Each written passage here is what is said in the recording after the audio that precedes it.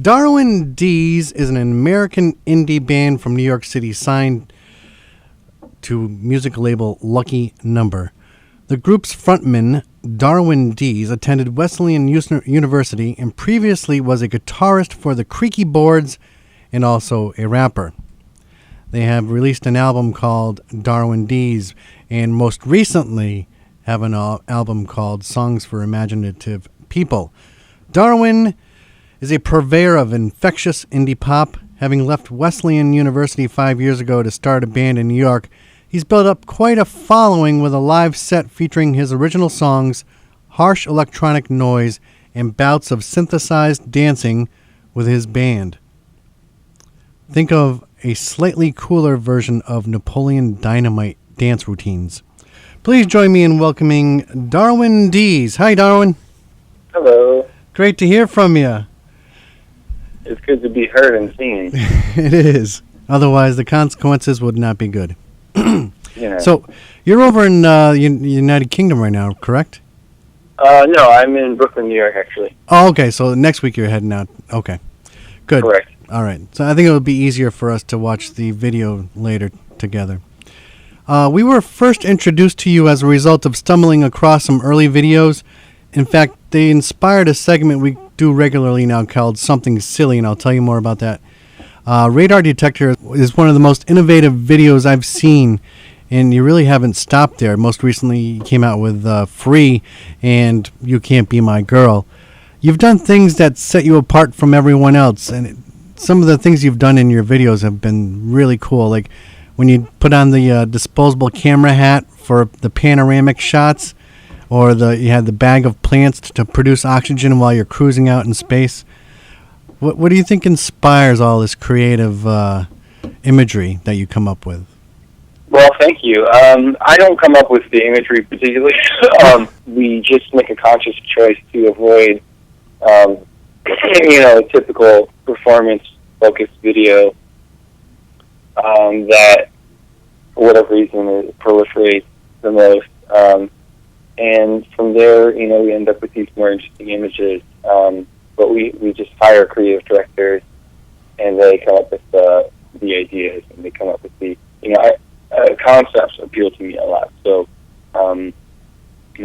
that kind of like more so than the visual stuff. So we're out there looking for that, and then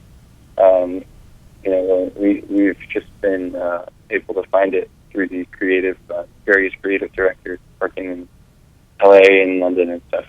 Well, you do a good job of picking some creative directors then. Yes, well, my manager Steve spends a lot of hours sifting through, directors' reels who are affordable and also, established enough that they could be counted on to do something cool. So it takes a lot of time and energy. Do any of the creative aspects of your videos translate on stage when you're touring? Not from our side of things. People have made and worn their own camera hats to our show more than once. Nice. But I don't think that we incorporate anything in particular from the music videos on the stage. I guess that was always one of my favorite things about Michael Jackson's show, like back in the 90s, was that you don't expect all the magic from the videos to translate on the stage, but they make a point of doing the super lean from Smooth Criminal, things like that. They make a point of doing it live on the stage. It's pretty electrifying. But we don't, for example, create time loops that we get stuck in when we're playing the song Free. But we're working on that, I guess. Cool. We should. Not to take away from your songwriting, you've got some really creative lyrics, such as "I'm sober as a marble." Is there any meaning behind these, or is this random gibberish, or? It just I choose on the new record. I chose lyrics that I felt told a good story, and told a story that you could picture easily. In your mind's eye, and that was kind of where the album title came from, because I wanted these stories pictured in people's mind's eye, and you know, I gotta say, they're not random. if nothing else, kind of your lyrics will catch my attention more than they do another song. Most songs, I just listen to the beat in the chorus, but I don't pay attention to the lyrics. But yours, I think I pay attention to more because they stand out. They catch my eye. They make me think. I'm as sober as a marble. You never hear that in any other song. It's unique. Yeah. You should hear more unique lyrics, and among all these. There's so many artists out there these days, and I think we should be hearing, more. It's only usually from the singer-songwriters who are sort of forcing you to listen to the lyrics by stripping everything down to an acoustic guitar. But yeah, I think that in general there's a big gap there. Most people aren't. I guess it just takes a long time to figure out what it is that you want to say through song lyrics, and I don't know, maybe the medium of rock song lyrics itself is not, the most exciting arena for that kind of poetry to be expressed, but certainly I think there's a lot of listener potential. There's a lot of contrast to be had between some interesting lyrics and some ear-catching lyrics, and the general emotional cliches that populate most pop songs. Yeah. So definitely keep doing what you're doing, because I'm so sick of the traditional pop songs. Let me see. You spent some time at Wesleyan, which is right down the road from us, about a half mile down the road. Do you have any memories that kind of stand out about your time in Wesleyan that you can relate to us? Yeah, well, I feel like there were about 3 bands on campus at the time that we were sort of aware of and fond of, and there was the Mobius Project, and there was NGMT, we called the Management back then. Yeah. And then there was a third band. I can't remember their name. But that was about the extent of the music scene. And I remember in the second semester I brought my drum set up, and I tried to start a band, but it was just so difficult to get everyone's schedules worked out. We had one practice. It felt really exciting, and that was it. And I was the drummer for that band. And that was indicative of the amount of potential there. Was the potential was very palpable, but schedules were just so complicated that I never even had a second practice. So. Plus, you had to study too, right? Yeah, I had to study. Eventually, I had to start studying. I had to start going to study group in order to pass calculus, which I don't know why I took that class. I guess I had a math requirement or something. You'll find a way to use it in one of your videos, I'm sure. I love calculus. I think it's beautiful, actually. And I took it when I took it in high school, a Quaker high school where we didn't have any grades. We spent weeks just sort of appreciating the beauty of the concept behind calculus, and it was really exciting. It was really beautiful to learn. And then when I took the course again at Wesleyan in college, it was really kicking my butt. So I do appreciate some calculus, even though it was a hellish experience at Wesleyan. Very cool. Well, so you probably never ventured a little northeast of Wesleyan to Eastern Connecticut State University? We did I did at one point go to another, I think, Connecticut college. UConn. I'm not sure. UConn. Yeah, I think we did go there, or maybe they came to visit us. There was there were these minority sort of practice college programs that were happening in the summer before my freshman year. and I was participating in that in order to get a tuition break. And they were having me participate in the hopes that I might become an ethnic doctor, which I definitely did not. I didn't even finish college, but they were giving out scholarships. So I was participating in this program, and I'm pretty sure that we went to their college for like a social dance or something like that, and then they maybe came to our school as well. So I think I did go to UConn for one evening on a bus, but I can't remember very well. I definitely spent a lot of time that summer visiting New York City, falling in love with New York City. And after that year at Wesleyan, I was more than ready to move there, and I did, and I transferred to the new school, and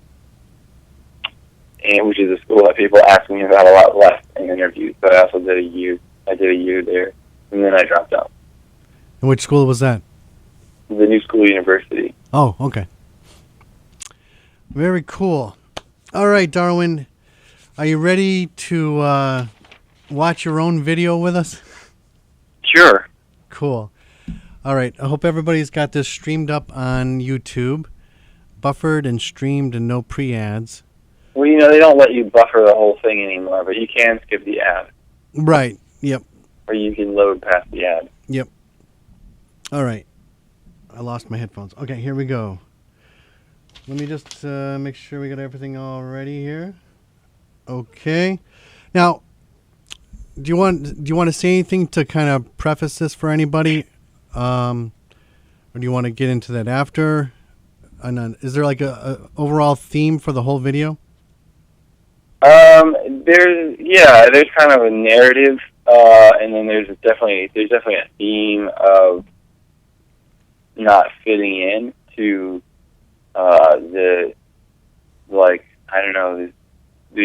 the way these people are glossy and styled, and then there's also a narrative of not fitting into this other couple's romance. Mm-hmm. So those are kind of the themes. We could just keep that in mind and watch it. Excellent. Okay, then on the count of 3, we will do this. Ready? 1, 2, 3.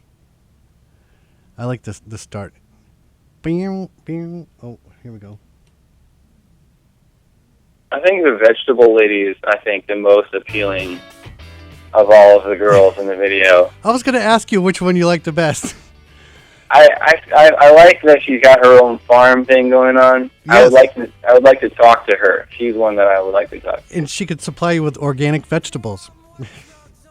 Now, we can have a cool life together. The rest of these wine drinkers and workaholics can shove it. She's definitely a workaholic. Yep, both of them. They like to relax. She likes to work, but she's looking forward to Fridays, I think. Yeah, these people live for Fridays, don't they? This guy, he made a mistake. He looked at the camera. All right, so you're going up the escalator. Are you in any of these shots, or are they all superimposed? These are all green screened in. It's funny because Keith, the director, had most of these shots planned, and then there was a very specific angle and lighting and everything that he needed in order to split me into the shot. So for the video being all about not fitting in, the experience of making it was all about fitting into a clip that was already shot. So it's kind of funny how much I don't belong in them. All right, I don't want to interrupt you, but we have to warn people not to look if they're under the age of 18. Okay, there we go. And now you can look again. Okay, sorry. Go ahead. Yeah, there's a lot worse things on the internet out there. Yes, there is. Okay, I just wanted to give that disclaimer. There you go, a bowling ball as you're watching these people get married. Okay. Oh, now you're upset. And you start smashing. That was one of my favorite parts. And the other one's coming up. This is a cool DJ. He's got a good beat. Keith really liked that DJ shot. He really wanted that one to be in. And then they find out they're pregnant. Yeah, so these are all the really wrong shots that I'm really not supposed to be in. No, it's kind of creepy. Especially as you're watching this woman breastfeed her child.